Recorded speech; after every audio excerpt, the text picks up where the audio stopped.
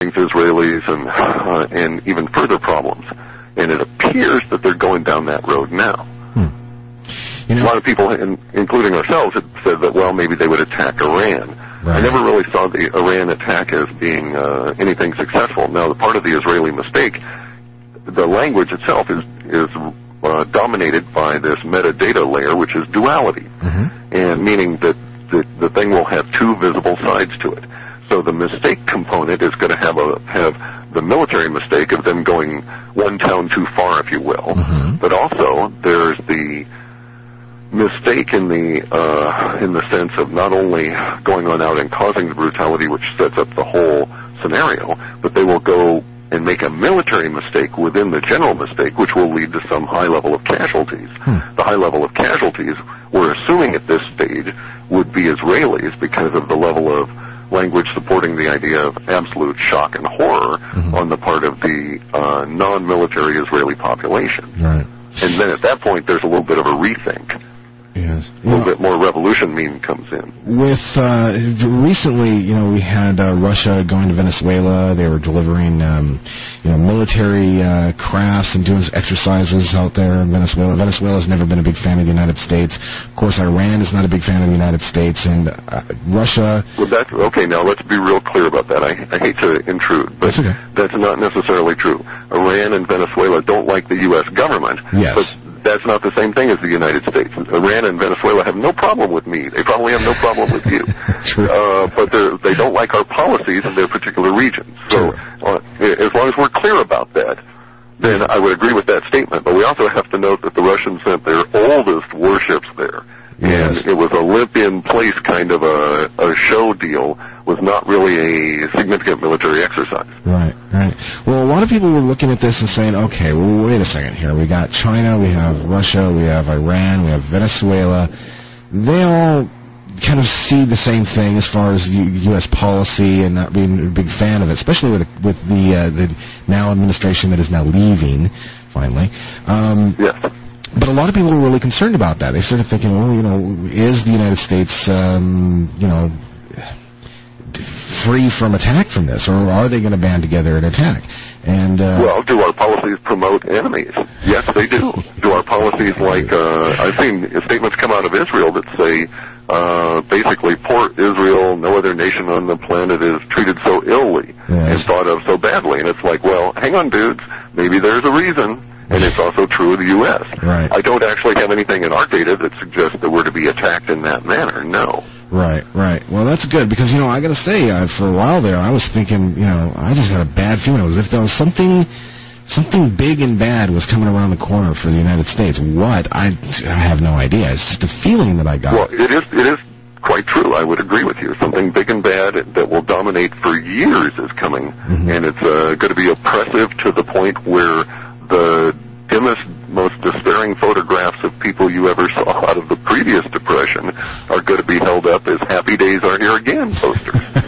And it's going to start globally with the dollar, because bear in mind, the repercussions of the death of the dollar are worthless paper being promoted through the planet by the idiots that run our country now and run Wall Street these past 15 or 20 years. Right. We have taken our debt and sold our debt. Basically, they have turned all of us into debtor slaves in selling treasury notes that are backed only by the good faith and credit of the United States. Government? I don't know.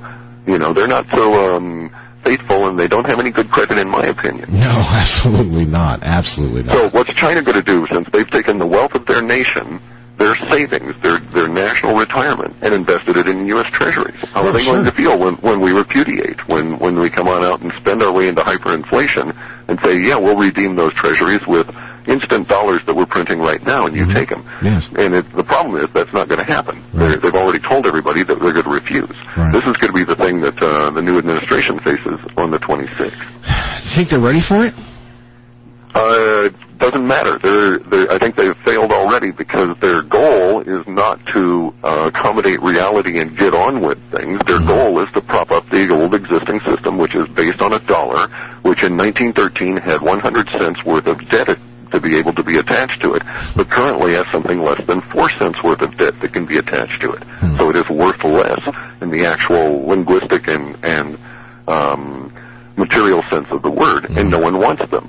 So as long as they're attempting to prop up the old system, no, I don't think any of the things that they will do will work. They can't do a New Deal. They don't have anything to pay for it. In the 30s, we had all the slop, if you will, of the debt that could be attached to the dollar because we were a manufacturing nation. Right. In the current state of affairs, we are not. Yeah, we're not at all. The past 15 years, all we've manufactured internationally has been debt instruments. Yeah, that's very true. Very true. All right, well, here's something that a lot of people are emailing about. A lot of people are focusing and watching and keeping their eyes on is the earthquake swarms, of course, in Yellowstone. We briefly talked about that, which is very, very interesting. I put up a chart before on the vidcast system that it was from the USGS. It actually showed the high level, like 3 to 4 point earthquakes, ones that can cause significant damage that have been tracked over the past, 10 years, 15 years. Around 2001, the level of these things just skyrocketed. When you look at the chart, it's staggering whenever you look at it. And it doesn't seem to be going down any. So let's take Yellowstone, for example. I mean, I've been kind of keeping my eye on this. I mean, this has been going on for a little while. I mean, we had the earthquake swarms, but those levels have been rising and falling. And the folks out there, the USGS, have just been saying, we'll just keep an eye on it. You know, I talked with Jim Birkeland. Well, what else can they say? What can they do about it, right? Right. And so Jim Birkeland has even said, he thinks that something's about ready to pop. We have that, and we have the Ring of Fire out there. It's just been incredibly crazy active. What do you got for us as far as that's concerned? Well, there's the whole thing. You say the Ring of Fire out there. Well, the Ring of Fire is only a few hundred miles away from where I am. True. And in fact, when the Nisqually quake hit, what everybody thinks of as the Seattle quake around here, it was only 9 miles away at the epicenter. Yeah. So we're right there at that edge. Our data shows that we're going to match a historical trend towards destructive earthquakes that participate in driving linguistics towards diaspora. And that word indicates the scattering of peoples. This is an archetype that arose independently of our linguistic modeling. We had to root around for the word to actually describe all these clusterings that were coming.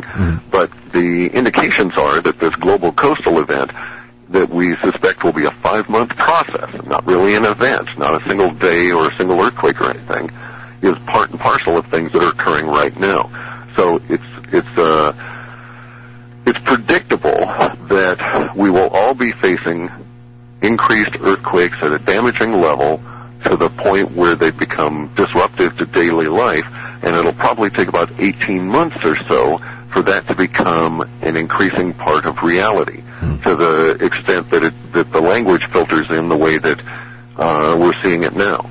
We have this related within our Terra entity to this global coastal event, which may actually have begun already, because there's a current trend, if you will, that's been accelerating these last 4 or 5 months, and I get reports from all over the planet on this, of these strange waves. And they're not tsunamis, and they're not tidal waves, although they are associated with tidal activity. And recently the Mediterranean's been hit by them. They've been hit us in Maine. We've seen islands in the Pacific hit by them, islands in the Indian Ocean. Africa's gotten them. And for instance, the effect would be that in a local region, not really that large, you might get a sudden increase of meters worth of waves to the point where they threaten existing structures. So on the coast of France, for instance, a long-standing restaurant that had a 150-year history of being there was washed away in a matter of a day by freak waves, and that's the term that's applied to them, but they're not freak anymore because they're becoming more and more common. And I think that is also related to these earthquake swarms. The causal agent I'm not prepared to speculate on, but their appearance in both frequency and so on, while it doesn't track the earthquakes, it does so, but it lags by a number of years. The 2001 thing, by the way, the shift in damaging earthquakes, coincides with the stabilization of the sun after it had done its magnetic pole flip. Yeah, that would be very bad. And plus, we also seen, of course, with the earthquakes, the tsunamis are usually right in line, especially if it happens around coastal areas.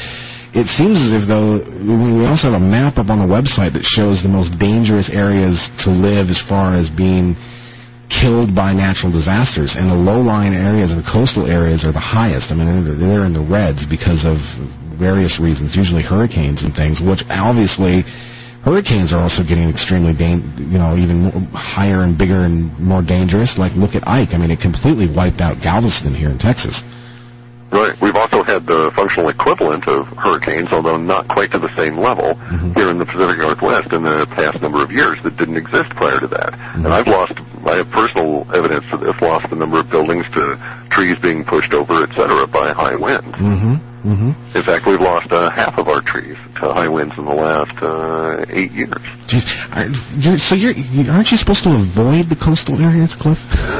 Yeah, that's the issue. I'm not actually on the coast. I'm actually on Puget Sound, which the sound is inland, and it's sort of weasel words, but because the tsunami could indeed truck on down the sound if it wanted. Right. But I'm trapped here by family obligations, and I happen to like the area. The universe put me here, and this is where I am. Yes. So, yes, I don't follow my own advice that way, but it may be the universe is going to move me soon anyway, along with everyone else. Right. I was looking at some of the data about the Canary Islands. The Canary Islands, when it had its earthquake several years ago, it cracked that entire island in half, which a lot of people kind of keep an eye on that and saying, if it were to get hit by another large significant earthquake and that side collapsed, I mean, New York, the whole east side of the United States, they could be looking at, 20-mile-high tsunami, even if as far out as the Canary Islands are. Well, there's actually a physical limit to how big tsunamis can be. There's a difference between a giant wave and a tsunami. Tsunamis practically cannot rise over 120 feet, and they're based on the slope of the continental shelf and the slope of the benthic regions that lead up to the land areas. So you could get a very large wave, but it's not quite the same as a tsunami, and a wave dissipates very easily. The tsunami, what makes them so deadly is that when they hit, they may be 5 or 6 feet high, not much more than that, but they're 400 miles long or deep relative to you, and they just keep coming. Right. Whereas these large waves, they wash over everything and dissipate without the destructive force of the tsunami. Nonetheless, your point is taken, but we need to apply other words there. I do not believe it is an if situation. I actually think that for whatever causal reason, whether it's the alignment with the galactic center and the increase in the radiation, magnetic, light, or whatever, we've had peculiarities of the sun appear. We've had the heliosphere around the whole planetary system grow and shrink very rapidly and change. We've had the lack of sunspots and so on. So there's throughout our whole solar system, things are changing rapidly. This seems to coincide historically with descriptions that are several thousands of years old of previous times where earthquakes dominated to the point where whole populations were forced to move. We also see those same archetypes re-arising within our data for over the next 2 to 3 years, beginning actually in 2009 with what we're calling this global coastal event, although event probably isn't the best word to use for that, but we're kind of stuck with it at this point. Until the data... It appears to be about a 5 or 6 month process, and it might be, for instance, that for whatever reason, we got a tide effect over 5 months. So we could speculate that, well, one easy way to look at it would be maybe a Greenland glacier or something would slowly shift into the planetary waters and raise overall water level, say, 3 or 4 or 5 feet. Doesn't sound like much, but it means that the storm surge now might go in 200 miles in the Chesapeake where it didn't before. And up here in the Pacific Northwest, my distance from the water might suddenly shrink from 135 feet to, say, 80 feet based on high tide and surging conditions in storms. So it would force a lot of people to move. And that's the word we're seeing, which is the diaspora, which is related to Earth events, Earth alterations. Now, another one could be, too,